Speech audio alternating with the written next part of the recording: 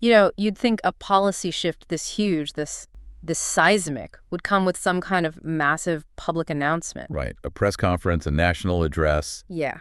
But for the millions of people it actually hit, it didn't arrive like that at all. It was more like a silent digital whisper. Exactly. It was just the sterile blue light of a phone screen at, 3 in the morning, and a status update that just erases 5 years of your life. Yeah. Decades of planning. And think about who these people are. We're talking a structural engineer in Lagos, maybe a pediatric surgeon in Dhaka. They've done everything right. Everything. They've liquidated their assets. They've jumped through every single bureaucratic hoop the Department of Homeland Security could dream up.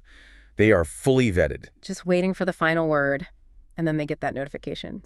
Status indefinitely suspended. And that phrase, indefinitely suspended, that's really the full stop on an entire era, isn't it? It feels like it. For more than a century, the whole idea of America was tied to that promise on the Statue of Liberty, that your geography didn't seal your fate. A contract based on potential. Yes, and now that contract has just been, publicly and definitively burned. And it's not being framed as some temporary pause or a review. This is the fortress doctrine. It's a new architecture. The drawbridge is being welded shut. So that's our mission for this deep dive.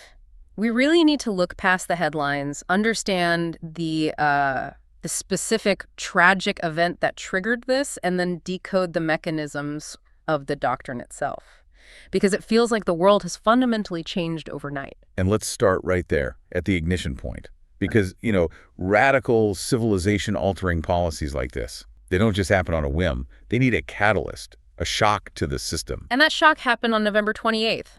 Not on some remote border, but right in the heart of Washington, D.C., an attack on the National Guard. It put the tragedy right on the Capitol's doorstep. But what gave it its immense political power was the chilling detail about the shooter. This wasn't an undocumented migrant. He wasn't some unknown who slipped through the cracks. This was a man from Afghanistan who had been fully vetted, fully approved for residency. And he was wearing an American military uniform when he did it. That's the detail that changes everything. When the enemy is wearing your flag, trust just evaporates. The entire system of integration, the foundation of it all, it just vanishes.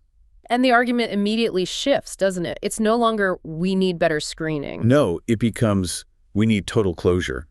Because the threat is already inside, and our vetting system failed at the highest, most trusted level. It was the political opening they needed. It was the Pearl Harbor moment for immigration hardliners. Yeah. They used that sense of shock and betrayal to execute a vision they've held for a very long time. The logic became brutal and, to many, persuasive.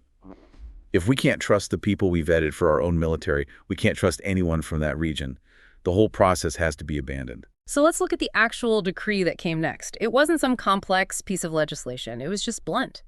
A permanent suspension of immigration from so-called third world countries. And that very simplicity is, it's a deliberate trap. What's so fascinating is that the term third world, it doesn't exist in American immigration law. It's not a legal term at all. Not at all. It's a relic of the Cold War, a geopolitical label. We have legally defined terms, like state sponsors of terrorism or UN classifications for least developed countries. Third world isn't one of them. So wait, that doesn't make sense. If you're serious about this, when you want to be specific, list the 50 or 60 countries you're banning. Why use this ghost phrase? Because the vagueness is the policy's greatest strength. How so? Think about it. If they listed, say, Afghanistan, Yemen, and Sudan, that decision could be challenged in court with data, with facts. Lawyers could argue that this specific engineer or that specific doctor poses no threat. But if you just say third world, you give the executive branch absolute arbitrary power. It's a fluid label. It has no fixed definition. So the courts have no standard to judge it against. Today, it's Afghanistan. Tomorrow, if the political winds change, it could be Honduras or Venezuela.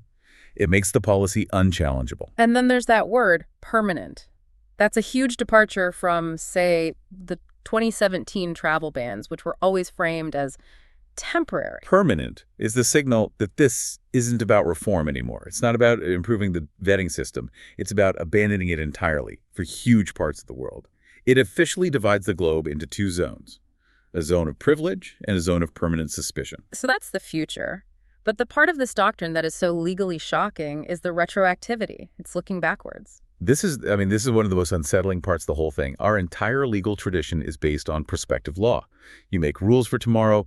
You don't go back and audit yesterday's compliance with today's rules. But that's exactly what's happening. Exactly.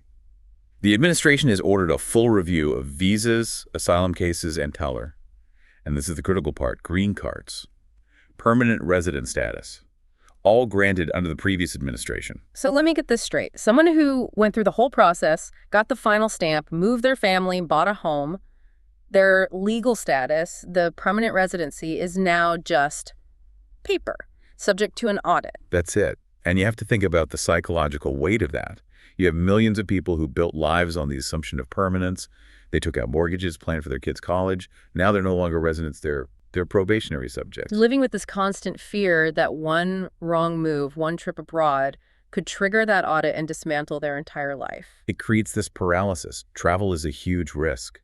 Renewing a driver's license becomes a moment of anxiety. Any interaction with the state becomes a potential flashpoint where a decade of their life could be put under a microscope. And then there's the talk of denaturalization. That's the nuclear option. Historically, stripping citizenship was for, war criminals, spies, people who actively lied about their past to get in. The bar was incredibly high. And now? Now, the argument being floated is that if the system that granted the citizenship was compromised, then the citizenship itself might be invalid. That seems like an impossible legal argument to make. It is constitutionally shaky, to say the least. But the political message it sends is terrifyingly clear. The statute of limitations on your origin story is gone. You are never, ever truly in. Your citizenship is a conditional privilege. And this all seems to connect to the cold logic underneath it all, this new litmus test that future residents have to be net assets. Net asset. That term tells you everything you need to know, doesn't it? It's language borrowed directly from corporate finance. It completely replaces that old aspirational idea of America with a cold fiscal calculation. So a human life becomes a ledger entry. Walk me through that. What's in the asset column? What's in the liability column? The asset side is very simple. What are your projected tax contributions? Do you have a high demand skill? Are you bringing a lot of wealth into the country? The liability side, though, is huge. Okay. Projected use of public schools, healthcare costs, any potential welfare, and of course a security risk factor, even if it's statistically zero. If that bottom line isn't immediately and obviously positive, you're denied. So a refugee whose only real asset is their ambition and will to survive is an automatic liability. A massive liability. A grandmother coming to join her family is just a future drain on Medicare. Yeah. A kid escaping gang violence is a high overhead investment with no guaranteed ROI. The moral dimension is just gone. It's like the country is no longer operating as a republic with civic duties, but as America Incorporated. That's a perfect way to put it. It's a private equity approach to sovereignty. The border is the lobby, visa officers are accountants, and the huddled masses are just bad for the quarterly report. And if we pull the lens back, this has to have immediate global effects. You said migration is like hydraulics. If the U.S. slams its valve shut, the pressure doesn't just disappear. It builds, and it floods everywhere else. The millions of people who saw America as the goal, they will now divert that flow to the next plausible place. Toronto, Berlin, London. Forcing a cascading closure across the West. It has to. Those countries are already under immense political stress over immigration. They simply cannot absorb the overflow from the American dream suddenly being canceled. So the U.S. has effectively exported its crisis, forcing everyone else to raise their drawbridges too. But the real devastation is in the countries of origin, isn't it? The places this doctrine labels third world. Absolutely devastating. For generations, immigration was a safety valve. It let the most ambitious or the most desperate find an outlet. It prevented domestic unrest. Remittances, the money sent home. That's the economic lifeline. For so many of these countries, remittances are worth more than all foreign aid and investment combined. It pays for school, it starts businesses, it keeps families afloat. So cutting that off doesn't just stop people from leaving. It strangles the economies they leave behind. Exactly. Without that money and without the hope of leaving, poverty gets deeper. Instability grows. And you ironically end up creating the very conditions that produce more refugees. The policy designed to wall off chaos ends up manufacturing it at the source. There's a breathtaking irony here, too. This quest for security could be a form of intellectual suicide. The engine of American power has always been its ability to hoover up the world's best talent. A massive, decades-long brain drain that worked fantastically for the U.S. But now, by banning people based on their geography or their bank account, you're not filtering for quality. You're filtering for privilege. The net asset test misses potential. It would filter out the next Sergey Brin, before he got his start. That is the fundamental danger. Genius almost never looks like a net asset at the beginning. Steve Jobs' biological father was a Syrian migrant.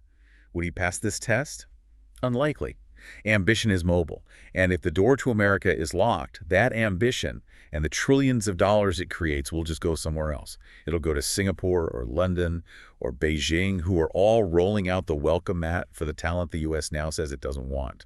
So in trying to make itself safer, the U.S. might be guaranteeing its own long-term economic decline. I think it's a certainty. You're signaling to the world's best and brightest that they are, first and foremost, a potential liability. So the next battle has to be in the courts, a huge constitutional collision. It is.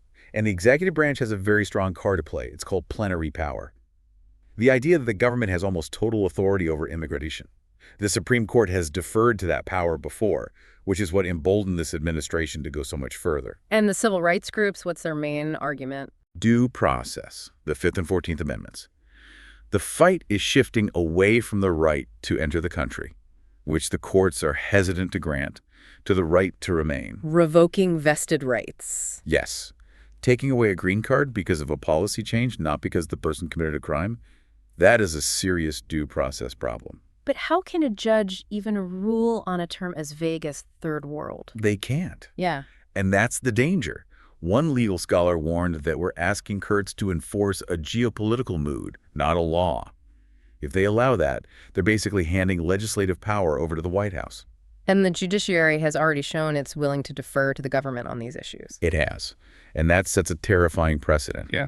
That your rights in America, even with a green card, are not guaranteed. They are conditional privileges that can be revoked when the political winds change. So if you pull it all together, what's the existential cost here? The American story was always that you could become American. And the Fortress Doctrine kills that idea. It reverts to a much darker nationalism based on where you're from and how much you're worth. It basically says biology is destiny. You can't be the city on a hill if you're actively cutting the ropes for anyone trying to climb up. The country that emerges from this might be safer in a sterile, walled-off way, but it will be smaller, less dynamic, alone. It becomes less a nation and more a gated community with a standing army. The really scary part isn't that this doctrine might fail. The true terror is that it might succeed, and that it could spread. If the world's leading democracy normalizes the net asset citizen and the arbitrary ban, it signals the end of an era of mobility. That poem on the Statue of Liberty, it stops being an invitation and it becomes an epitaph for a bygone age. This is the beginning of the age of containment. And that leaves a final thought for you as you process all this. If the world's most powerful nations all adopt this net asset metric, demanding immediate profit from every person seeking a new life, what argument is left for any country to accept someone who arrives with nothing but potential? We are normalizing the idea that human potential is only valuable if it comes prepackaged with privilege.